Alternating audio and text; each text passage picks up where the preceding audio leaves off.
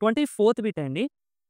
A positive number m is divided by 11 అంట. అంటే mని 11తో divide చేస్తే రిమైండర్ ఎంతొచ్చిందంట? 6 వచ్చిందంట. సో, ఇక్కడ మనకి ఏంటి చూడండి. 11తో డివైడ్ చేశారు. దేన్ని? mని చేస్తే రిమైండర్ 6 వచ్చిందంట.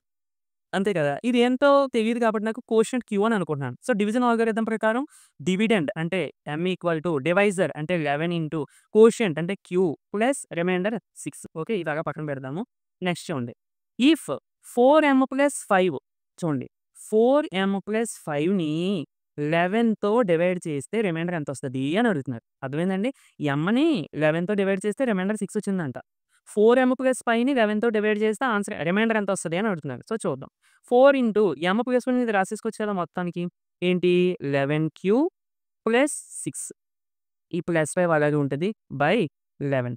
ఓకే. చూడండి జాగ్రత్తగా.